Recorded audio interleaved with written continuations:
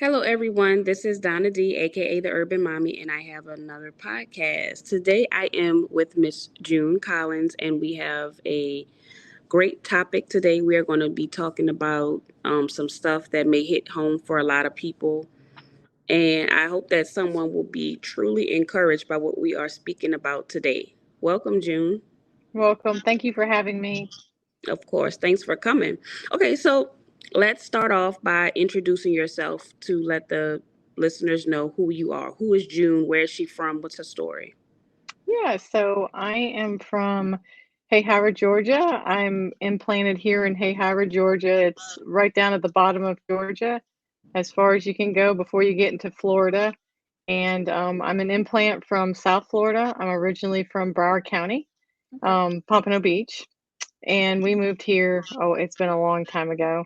And that's where I'm basically from. I'm living here. I'm just published my book. I'm working with other women who have lost children.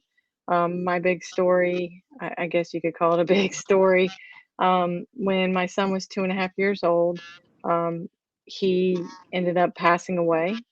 And anyways, I hit basically rock bottom, I guess you could say. And not only did I hit rock bottom with my grief, I also hit rock bottom with the way I was, that I didn't like being that way. Just the different things I had done in my life that I wasn't very proud of. And I started having all those problems as well. And it was kind of a uphill climb from there. I hit real rock bottom to where I was at the point that I didn't care if I lived or died. I didn't. I didn't have suicidal thoughts, but I mean, basically, you know what I mean. I mean, if Right, you don't care one way or the other, I mean, I consider it. right, So it was. I'm an introvert as well, so it was kind of like all of the regular ways that they tell you to deal with grief and the regular ways they tell you to cope with things, just I didn't feel comfortable doing. So it was kind of like an uphill swing to figure out what would work for me. And that's how I got into neuro linguistic programming and acceptance and commitment therapy. And I just started my uphill swing on that way. And then once I reached a point, I wanted to help other women. And so that's basically what I did. I started going through my Facebook and Instagram friends. And whenever I saw somebody that lost a child or a friend that lost a child, I would contact them and I would talk to them and kind of help them out with their grief. And that kind of snowballed into a group, to a coaching program, to a book. And that's kind of where I'm at now. And really fast, that's kind of where I'm at right now. okay. So, being that you have been through all of that, and I am so sorry. That is a lot. It's hard. It's hard for a child to bury a parent, but I'm sure it's even worse for the other way around because that's just not the way things are supposed to go. Um, So I commend you for, still being here because a lot of people would have just given up. So my question is, being that you've been through so much, where did you actually find the courage to continue? Well, I will say it was about a year into my loss. I mean, it took that long of being in that deep dark place. And I just can remember sitting on my couch with my little dog at the time, and it was just I had gotten a divorce. Obviously, my only child was gone, and then I had gotten a divorce from his dad, and I was just alone. And not only does losing a child make you feel alone anyway because you think you have to be quiet about it and not talk about it, then I was just totally alone with my dog, and that was it. And I just made that decision, and it wasn't a decision that I made lightly. I decided, that's it. I'm going to do it. And there's no going back. And I just, once I made that decision, it was just keep going and not stop, I guess you could say. But it was just something that I just totally made up in my mind. I'm going to do this. I can't. And when this happened, when my son died, I was only 31 years old. I mean, and that's still really, Yeah. really young, Yeah. And obviously I'm older now, but back then it's just like, God, I just got past my 20s, and And now I'm going into my 30s when you're more financially stable and you know things are going and rolling in life the way you expected them to roll. And now I have to deal with this. And it was just a decision that I made and I was like, you know what? I'm just going to do it. Okay. So I know you said that was in 2012. That was your Mhm. baby and then your husband. So pretty much you just restarted life around that time, right? Mhm. Yeah, so when I lost my son, and then I will say that the marriage was not like picture perfect marriage anyway. And I think that the child loss kind of threw it over the edge.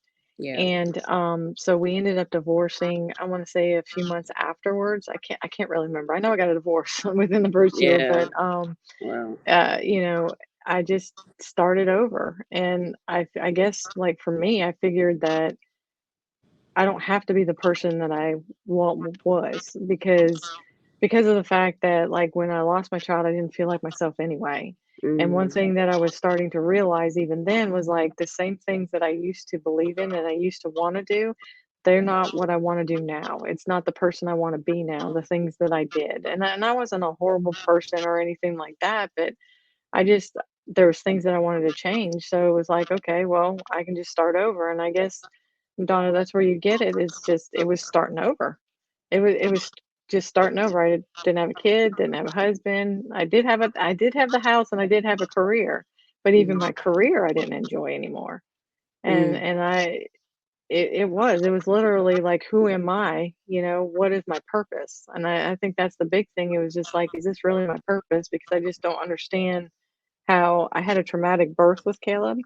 So I mm, couldn't understand how I could have a traumatic birth with him. We both lived through it, and mm. now he's gone. I don't get it. And I think I questioned I had a lot of whys, and I Yeah. think that was part of it too. Yeah, that's I mean that's natural. I don't think anybody telling the truth would say that they wouldn't have questions because you definitely Mhm. would. That's a lot, you know, and Yeah.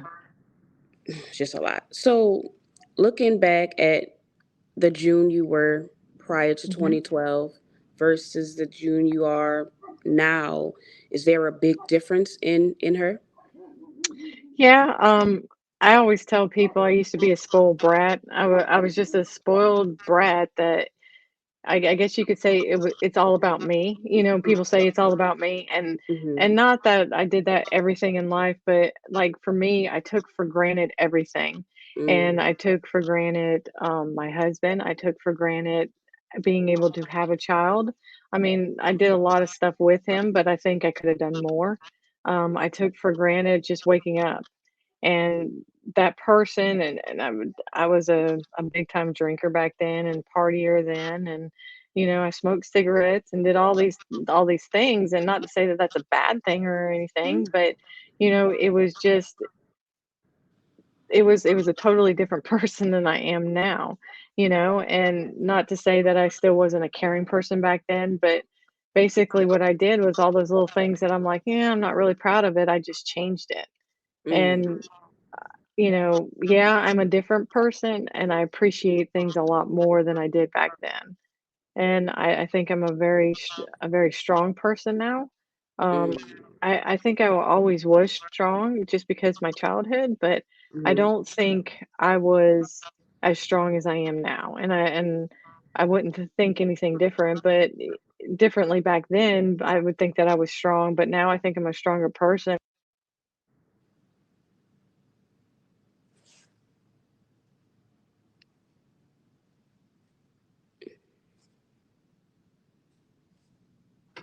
Can you hear me? yeah, it Okay. went it muted.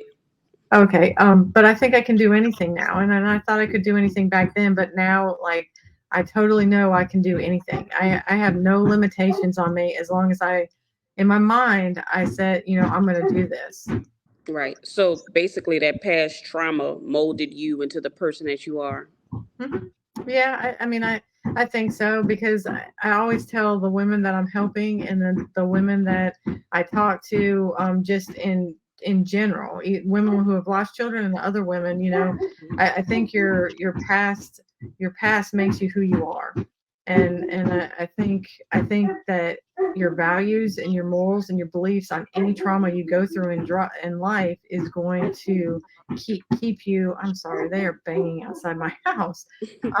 But anything like your morals, your values, and your beliefs will all change whenever you have trauma, no matter what that trauma is. And Right. trauma to everybody looks totally different. Trauma could be losing that job you thought was your perfect job. It could be getting that divorce. It could be losing a child. It just depends what that trauma and that significant event is to you. Okay. So, what advice do you give to people that are dealing with trauma?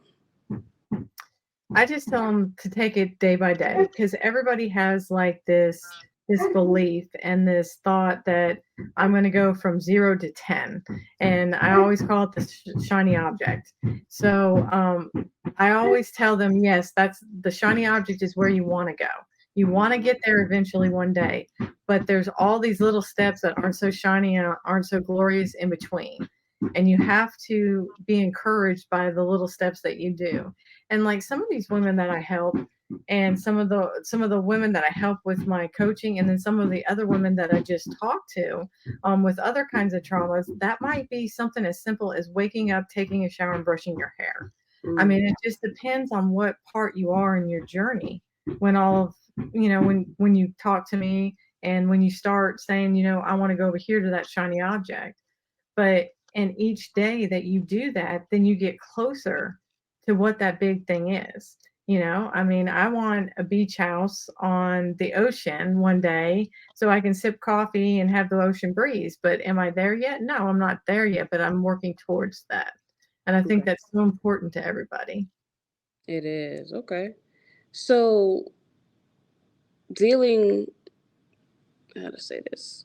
So when we're dealing with the people that you help, do you find it important that they also do therapy? Yeah, I always tell people that it's what you're going to feel comfortable doing and actually have something make a difference in them. Like for me, because I'm an introvert and I don't Mm, like group therapy, if I get in a group, I get more anxiety than mm, then it's going to help me because I'm not going to be paying attention to every what they're saying. I'm looking around, mm-hmm. and I'm like, oh, anxiety people, just I don't know, I'm just weird like that. But and therapy, it works for some people. Some people want to go to therapy, and when I always tell them, try it once. And if after one time you don't like it, you don't ever have to go back. But yeah, that might be something that could also help you. You could put that in your toolbox. I call it your Right. toolbox, Right. and same thing. Another big stigma is medication. Mm. People getting on medication whenever they hold on a minute. I'm so sorry.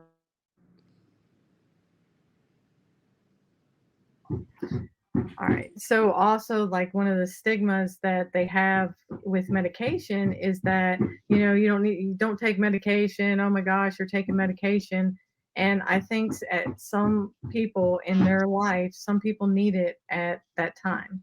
So Right. I tell all the women is to understand that you can get it by your doctor, think about it, and go home. And if you decide after a good night's sleep that you need it, then do it. And it's the same thing with therapy. If you feel that you want to try it one time and it might help you. If it doesn't help you, guess what? You don't ever have to go back and do it again. Okay.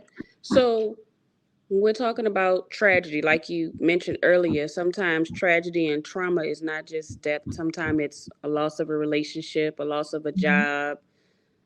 For one, I guess understanding that tragedy, those things are also included in tragedy. How do you suggest that people rebuild after those situations? Because I know that it affects you in so many different ways, emotionally, Mhm. even I mean mentally as well. So how do you think we should rebuild after that? I think I think the first thing and one thing that I wish I would have done a lot sooner than I did, sit down with yourself before you decide you're going to go to counseling, you're going to take medication, you're going to do this and that. Sit down with yourself and decide yourself, what do I believe? What are my values? What are my morals? What am I going to do and what am I not going to do anymore? And I'm big with personalities. And so I would tell them, know your personality. Mm. How do you learn the best? How are you do you react in certain situations? You can take free personality tests, and it can kind of give you a guide of, okay, this is my personality. Well, that's why I don't like doing what I do. And know your personality, know you, and set in your mind what you are and are not going to deal with anymore. I need to And write that down. Take a personality test. That's a good. yeah.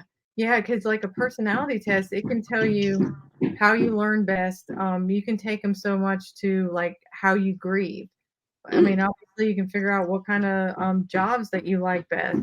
Um, and for it can it can guide you on why you are the way you are.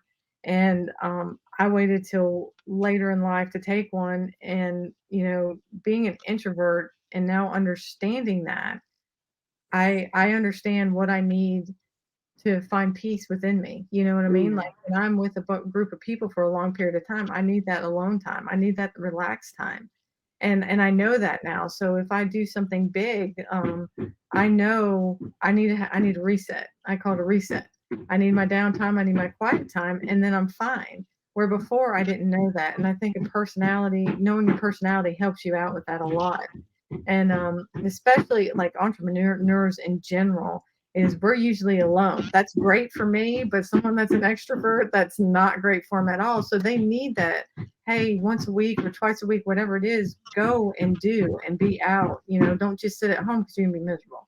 Right. So that's the big thing. And then just know what are you doing now that you don't like doing. And if you don't like doing, just stop doing it. There was like a lot of things that I did that I felt I had to do them, which I didn't have to do them, but I don't know, I just felt obligated, and I just stopped doing them. And that's just knowing what I am and am not going to do. And that's the start of it. Know who you are and figure out what your morals, your values, your beliefs are, and know what you are and are not going to do. And that will get you on the path to going forward. And then, like, after you do that, after you figure out who you are, then if there's like certain things, I call them triggers. If Hmm. there are certain things that you're doing that get you angry, that get you upset, you just have some kind of emotion towards them, figure out what that is. Okay. Because when you figure out what is triggering you, you got the game. You're in the game. Because if you can figure out, oh well, that's why I act that way with this, you can either change it, or you can understand it and be able to what's the word I'm looking for? You'll be able to understand it better, and then that way you can move forward. Okay, well, I know this is going to irritate me, or I know this is going to happen, and then just be prepared. You can also be prepared for it. Okay. So, how do you deal with? I know what dealing with trauma and any issues, you're gonna have some negative people, negative comments. How do you deal with that? I let them go. I before that's one of those things that before I let every little thing bother me. Mm. And the truth is I always tell people, you're going to have your tribe. You're going to have your tribe, and your tribe are going to be your people, and you're just going to mess with them. And in your life you have just met these people, and the first time you met those people, you just knew. You just knew those were your people. And those are the people that are the ones that you're going to want to stick with. They're the ones that are you're going to want to make part of your tribe. And everybody else doesn't matter, because I'm not the perfect person for everybody out there. And if I'm not the perfect person to help somebody, I would rather someone else do it. And you see this a lot of times, and you'll see like a lot of things when you're doing manifest stuff, and people talking about it. But you have to find where you're valued. And there's a famous little story that they tell. Dad gives his child an old car for graduation, and he tells him, go to the pawn shop, see how much they'll give you for you the car. Go to a used car lot and see how much they'll give you for the car, and then go to this classic car place and see how much they'll give you for the car. And the first two places, they're going to give them just a little bit of money for, but the classic car, they value it and they want to give them a lot of money for it. And that's what you have to find. And everything else, all the other noise, it doesn't matter. All the other noise doesn't matter because you want to help the people that you mesh the best with and that you're going to actually be able to change their life. And Okay. that's same thing with jobs, that same things with anything that you do. You want those people that, you know, are there and you're actually going to help them. Because I can talk to women all day long, but if I'm not their person, they're not going to trust everything I say to them. And obviously, you have to gain their trust and confidence, but you're not going to trust everything that they say. So that's the big thing. Okay. So, how do you incorporate NLP into this? Okay. So NLP has several different parts to it. And NLP has a lot to do with triggers and understanding different triggers within you. And NLP also touches on the negative, like not having the negative. So basically, if if you keep telling yourself, "I can't, I can't, I can't, I can't," even if you're not thinking about it firsthand, you're thinking about it in the subconscious because you've already trained your brain to think, and I'll use child loss. I can't get over my child loss. You'll see that everywhere. Oh, I'll never get over this. This is the worst thing ever. And all those negative words, even if you're not thinking it, even if you're having a good time, you can still have those in the back of your mind and they're still there. I'll never get over my child loss. This is bad. It's the worst thing ever. So NLP works with changing that and working towards thinking positive things, not so much that you'll never get over it because I don't believe in healing. And that's one thing that I learned with NLP. I don't believe in healing. I Mm. believe you learn how to deal with it. And that's all child loss is. And NLP helps you do that. But negative words is a big thing. Triggers, they work a lot with triggers. NLP works a lot with triggers and resetting your mind. And it's not resetting it to thinking my child loss is positive, but it's instead of thinking of the negative, which is my child loss, thinking about the time we took him to the Bahamas, or the time that he smiled and the doctor said he wasn't going to smile, or the times that he did all these things. He stood up and they said he couldn't do it. Thinking about those times and honoring him. And what I tell all these people all the time is what's your legacy? What's your Mm. legacy going to be? And my legacy for my son, even though he's gone, I want his legacy to continue. I want to carry on his legacy. And that's kind of basically how I work with it and how NLP works with it. It works with the negative, it works with that. And then let me think of something else. I know there's like a ton of things I'm missing, but I can tell you a trigger because triggers are kind of hard to understand.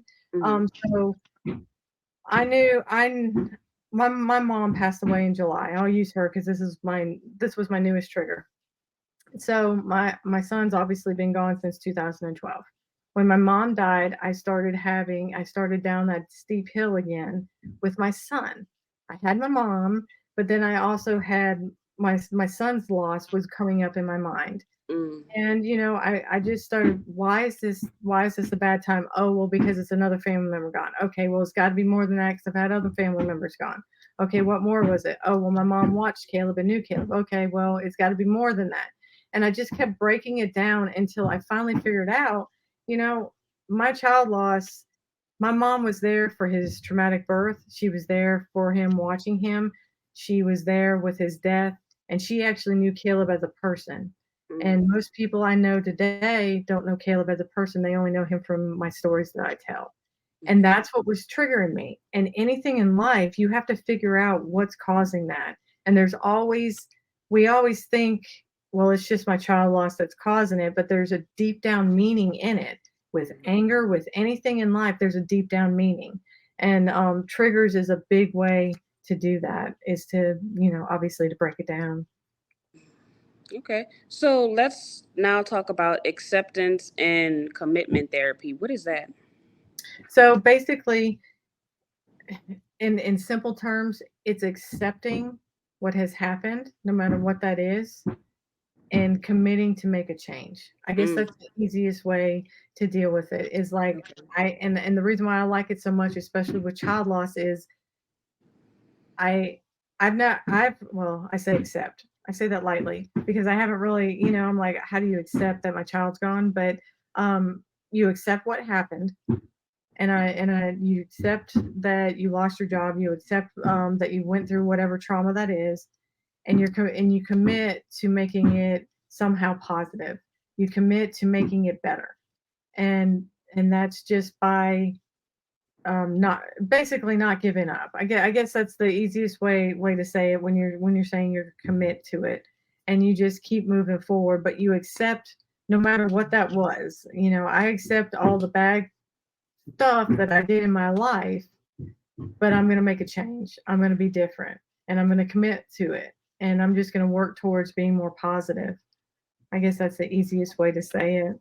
Okay.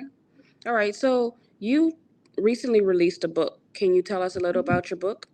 Yeah, so it's called Mama You Don't Heal, and that goes back to the whole I don't believe that you heal from any kind of traumatic event, actually, but I think you learn how to deal with it. Hmm. And basically, it was written for mothers struggling with child loss, and it was written to tell them my story and kind of every single thing I could think of that I was thinking at the time, all the way down to he's better off. I don't want to be here. I mean, everything's in that book because one of the biggest things that I went through, and I know a lot of these mothers go through, is they think that they're alone, and they think that they're bad people, and they feel guilty for feeling the way they did. So I just wrote it really raw, exactly what I was feeling at the time, and then I gave them steps of things that worked for me to help me move forward in my loss. And that was anything from helping them understand triggers to helping them um, find out their purpose and figuring out how to keep their child's legacy alive after they're gone. Because I believe that once your child dies, it's our responsibility to keep their legacy alive, to keep them moving, to keep people knowing them and knowing their story. But what I found, that's what the book was written for, is to help. But I've had a lot of family members, and I've had a lot of just women that have never lost a child that just wanted to try to understand child loss because they knew somebody that had lost a child. And I've been told that it's helped them too. It's helped them with triggers. It's helped them understand, well, maybe I need to do this differently, which was great. I did not expect that to happen, but it ended up happening, and it actually helped some of them too with their whatever their trauma was in life, and help them rebuild their life. But it was written to help them to rebuild their life, whatever that looks like, because it's different for everybody, and to help them find that purpose. And that purpose obviously is different for everybody. A purpose could be having a podcast like you have, or it could be me helping women, or it could be just being a better mom. It just depends what your purpose is in life, and that's what it was written for. How long did it take you to write it? It took me about a year, but obviously I wrote it on my 12th birthday since my son had passed, and I didn't feel that I was ready, and I think that it would have been a totally different book if I would have wrote it a year in, 5 years in, Hmm. um, before I understood who I was and who I wanted to be. But yeah, it took me about a year. I didn't rush it. I thought it was going to take a little bit longer, but it actually went by fast once I sat down and started writing it. Um, so yeah, it took me about a year between when I actually started it to editing to the book cover and everything that I wanted, and it was perfect for me. For me, it took about a year. Okay. So learning to cope and to deal with something, a tragedy, is one thing, but how, where did you find the extra courage to not only help yourself, but to help others? I feel, and it goes along with purpose. Um, when I started helping these women, when I first started, I didn't want them to feel alone. And I didn't want them to feel like they didn't have anybody and they couldn't talk to anybody. So I started like that. And it wasn't like for me, it wasn't something that I needed courage over because I felt like I could help them. Like I could tell them something that maybe they didn't know. And going that way, I just didn't feel like I needed courage to do it. And then when I started coaching the women, I was scared to death coaching the women. I'm like, oh my gosh, I don't want to screw anybody up, even worse. And so I had to find a little bit of courage there, but deep down, I felt like it was my purpose. Like when I started that group, I was like, does anybody even want to deal with it? And that was in 2021 that I started the group.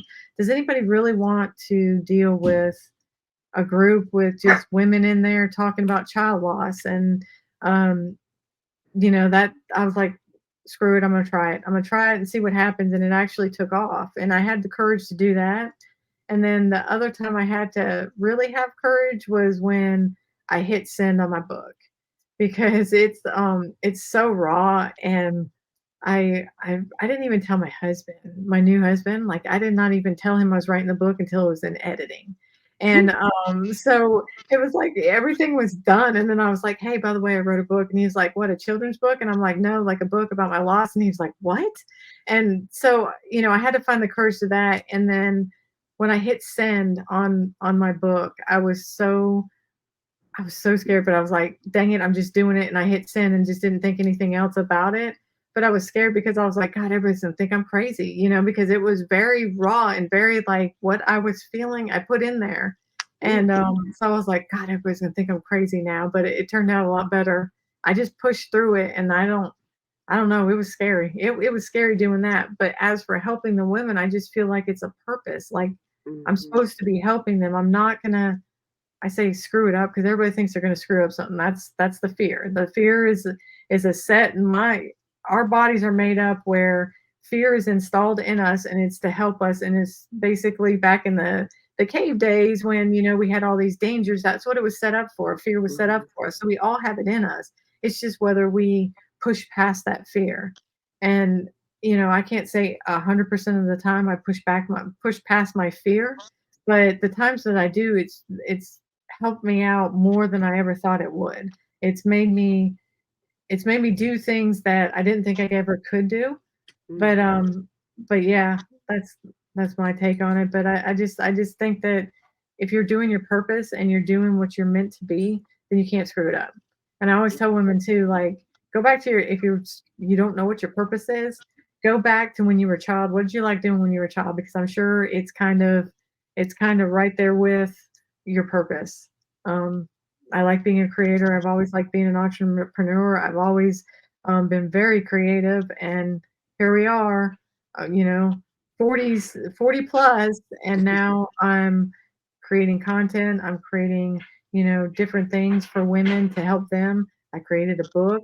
I just finished a workbook, and I just created a workbook.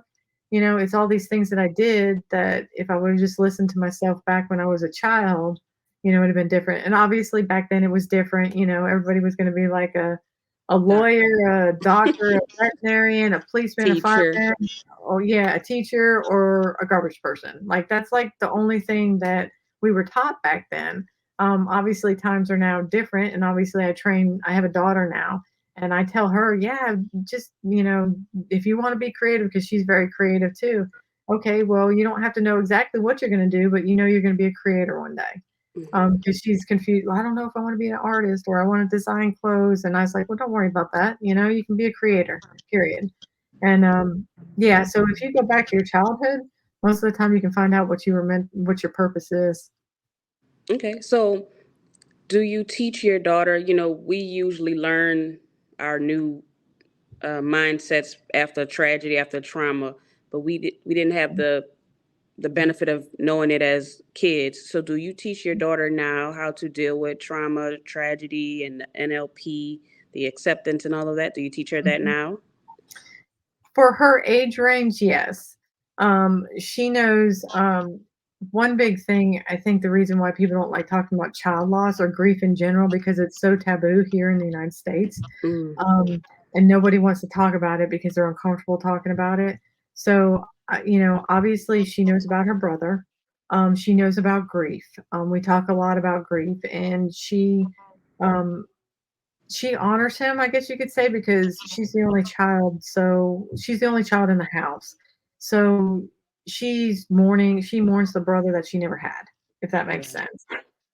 So, we talk about grief, so she knows all about that. And then when she has bad days and stuff like that, for her age range, try to install in her, you're strong, you're going to find your tribe, you're going to find your BFF. And, I install the things that she would understand right now, in her, in hopes that maybe she won't have as hard a time figuring it out as I did. Um, Now, whether she's listening to me or not, Right. that's a different story. But I do try to tell her different things and just different things in life that I've learned for her age range, because she's only 9 right now. Okay, But yeah, I have a 9 year. My daughter's 9 as well. yeah, so we're dealing with, like, bullying in school, and this girl's pretty, and, you Yeah. know, all that stuff right now, so I'm doing stuff towards that. And about grade, we're talking about grades, and, not everybody's gonna get every A, and, some things you're gonna be stronger in and some things you're not. It's just who you are as a person. But, I'm doing stuff like that with her. And, like, her big thing is, like, she's creative, she loves to paint, she loves to draw. She can play the piano. Like, we got her a keyboard. She wanted a keyboard. We got a keyboard, and she can play, like, Beethoven and stuff. I'm like, where's this coming from? But I try to tell her, like, all those things that you can do, the person with the A in math might not be able to do that. Hmm. So they're good at math where you're good at the piano and you're good at painting and drawing. So stuff like that I try to install in her where she understands it at the point she is right now. Okay. So I know you said that you now have a new husband. So Mhm. how hard is it to allow yourself to love again after such great loss? Well, I was okay. So the night that I met him, we were celebrating a mutual friend's birthday, and we actually didn't know each other, but we knew a mutual friend together. But it was a different person than the birthday party. Hmm. And I was at the point that I didn't give a crap. I was just like, I met him, and he was nice, and, we talked and everything like that. And he was like, "Yeah, do you have any kids?" And I'm like, "Yeah, I have a son. He died." And he's just like, "Oh my gosh," but I mean, he kept talking to me and he stayed around, obviously. But it was more of a friendship, and we grew together, I guess you Hmm. could say, because he's never experienced child loss either.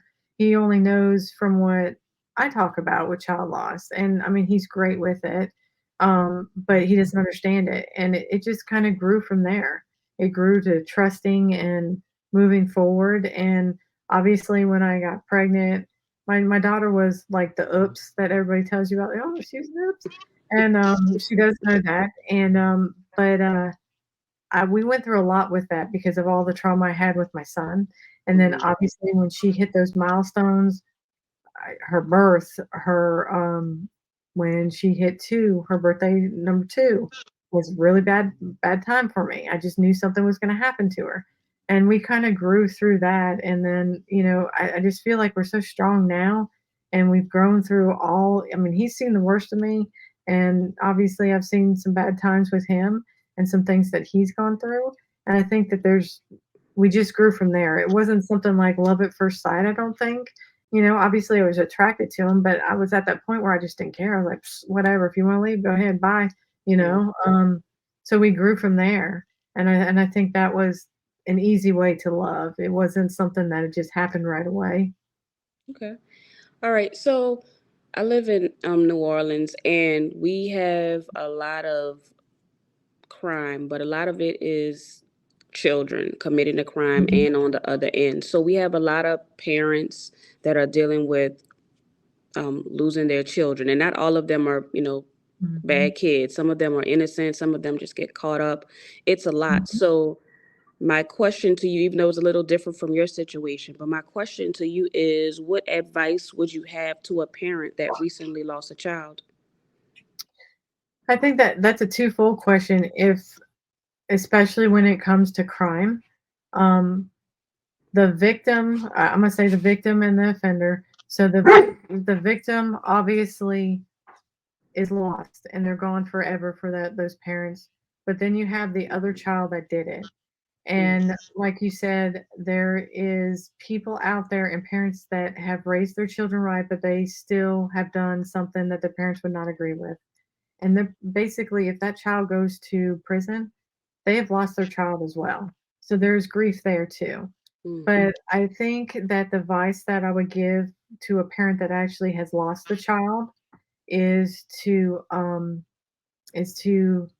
basically figure out who you are as a person and just take it one day at a time. It's not something that, everybody wants to put a time frame on everything. Oh, in a year it's going to happen, or in 6 months this is going to happen, and I'm going to be able to do this at this time. It's not that. It's take it at your own pace. Listen to what your heart is telling you, and do exactly what you want to do. Figure out who you are as a person, and do. If you don't want to do it, don't do it.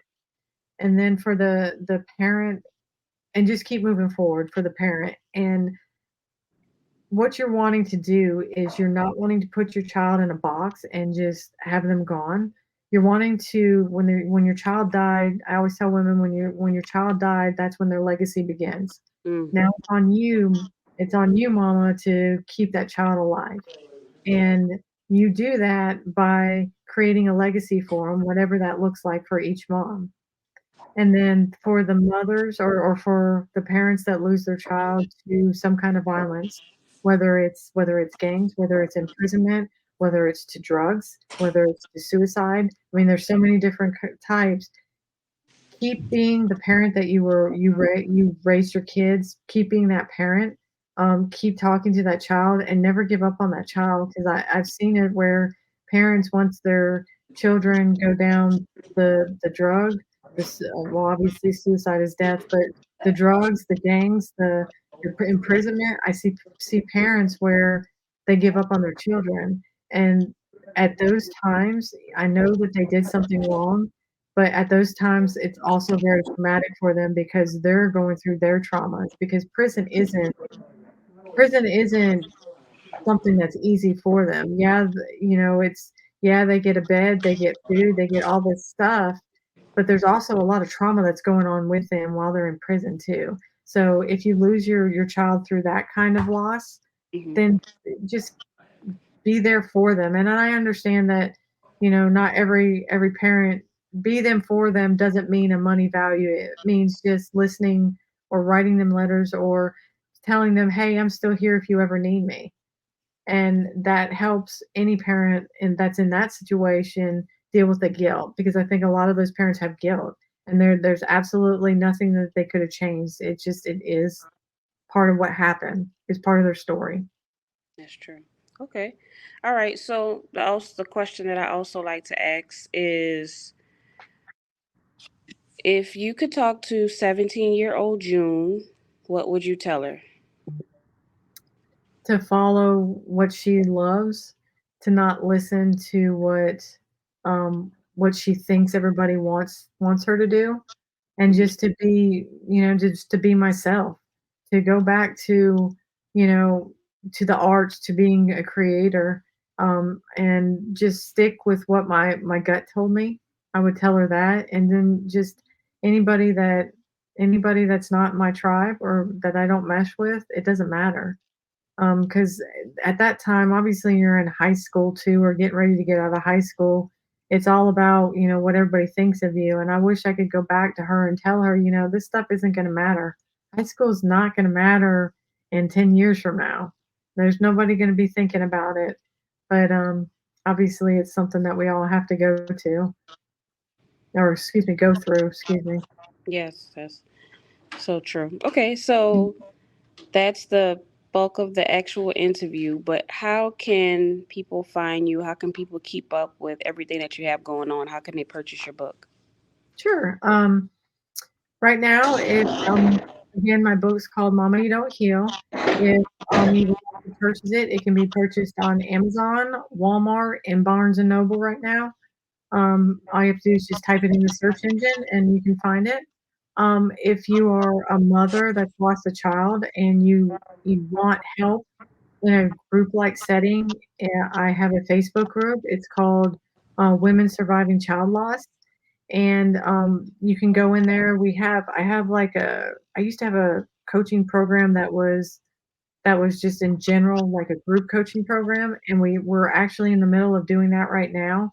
Obviously, it's totally free, but just come in there and join in, and you can go back and look at old videos, and then there's other stuff in there that you can do, and then it's just a group of I think there's like 1,100 women in there right now that have lost a child. They're the only ones that are Wow. in there, and you know, on your bad days, they post, and the other women in there encourage them.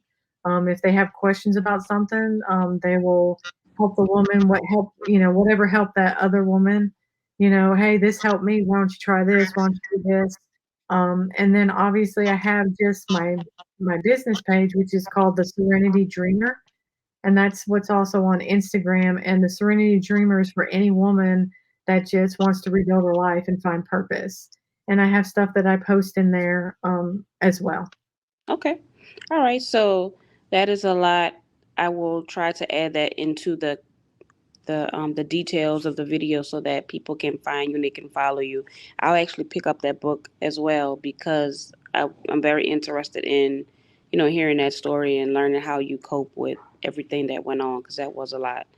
Yeah, Um. if you will send me your address when we get Mhm. out of here, I'll mail you one because I have author copies here at the Oh house. wow. Okay. All right. Well, I'll definitely do that.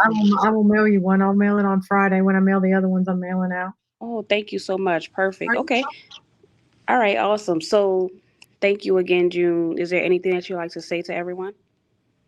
No, I just keep pushing and keep doing what you're doing, and eventually you're going to get there. You're going to get to what I call the serenity dream. I love it. Okay. Perfect. Thank you so much for joining us. Thank you. Thanks for having me. Okay.